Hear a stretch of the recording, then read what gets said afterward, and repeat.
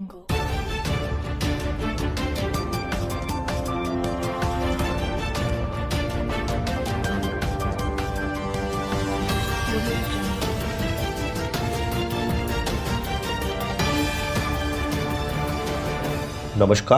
उज्जवल Bharat news में आपका स्वागत है। नमस्कार, उज्जवल भारत न्यूज़ में आपका स्वागत है। कोरोना वायरस की महामारी के चलते जहां पूरा विश्व लॉकडाउन की हालत में है, वहीं दूसरी तरफ अर्थव्यवस्था पर विकासशील देशों को बहुत सारी मुश्किलों का सामना करना होगा। लॉकडाउन के दूसरे चरण में गुजरात सरकार ने 20 अप्रैल 2020 से तमाम कार्यों को शुरू करने के लिए सूची जारी करी है।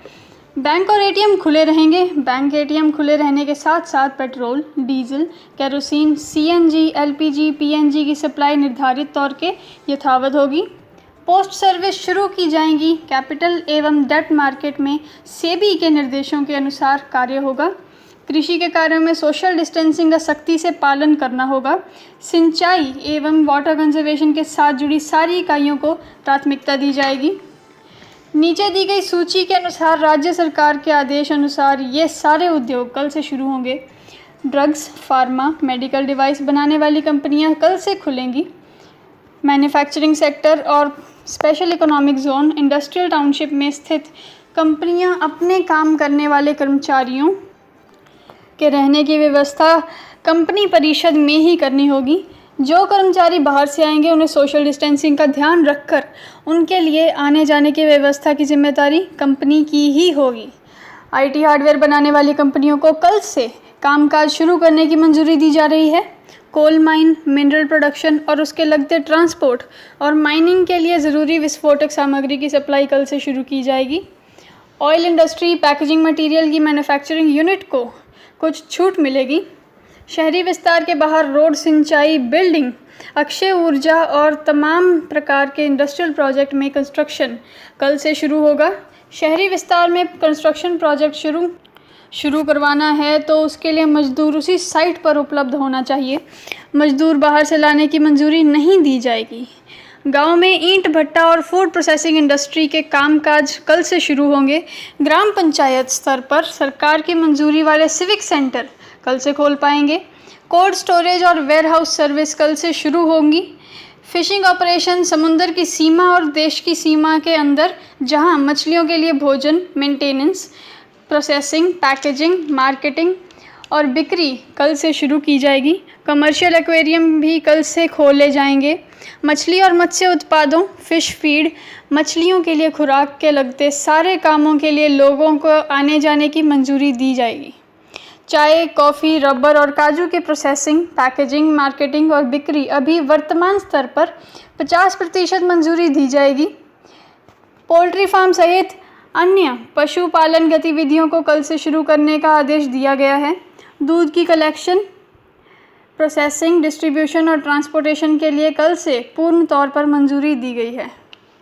पशु की खुराक, सोयाबीन के मैन्युफैक्चरिंग और डिस्ट्रीब्यूशन कल से शुरू करने की मंजूरी दी गई है।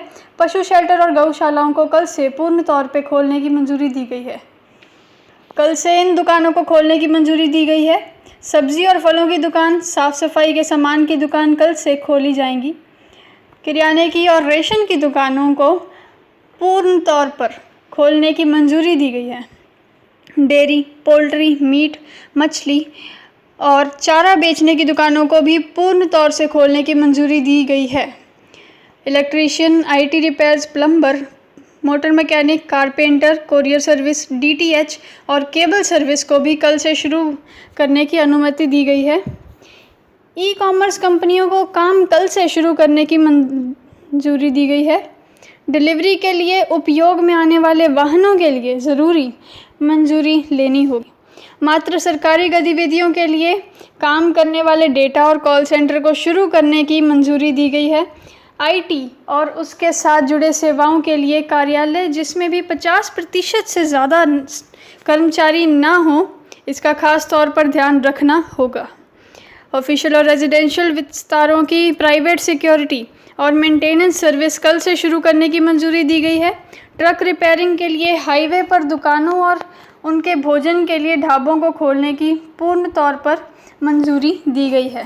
કોરોના 19ના લોકડાઉનના સંદર્ભની અંદર 20 તારીખથી જે ઇન્ડસ્ટ્રીઝ માટે, ઔદ્યોગિક એકમો માટે અને એગ્રીકલ્ચર માટે કરીને છૂટછાટની વાત કરી છે, એની ગાઈડલાઇન જોઈએ તો જે એકમોની પાસે સેનેટરીની એમના કામદારોને રાખવાની, સોશિયલ ડિસ્ટન્સ મેન્ટેન કરવાની, એમના હેલ્થની, આરોગ્યની તપાસણી કરવાની જે સગવડતા ધરાવતા હશે એવા એકમોને એમને અરજી કરવાની રહેશે. એ અરજી કર્યા પછી જિલ્લા કક્ષાની એક કમિટી છે, એ કમિટીની અંદર જે બધી શરતોના પાલન થયા છે કે નહીં, એ શરતોનું પાલન થતું હશે તો એવા એકમોને મંજૂરી આપવામાં આવશે. અને ખાસ કરીને જે એગ્રીકલ્ચર સેક્ટરની અંદર જે એસેન્શિયલ વસ્તુઓ છે એના પરિવહન માટે પણ છૂટછાટ આપવામાં આવી છે. અને ઇન્ડસ્ટ્રીની અંદર અગર જો કામ કરતા હશે તો કામદારોને 12 કલાક સુધી આપવામાં આવશે અને 6 કલાક પછી એમાં પણ એમને રિસેસ આપવામાં આવશે. પણ સંપૂર્ણ ગાઈડલાઇનને અનુસરશે એવા उज्जवल भारत न्यूज़, देश की प्रखर आवाज़। धन्यवाद।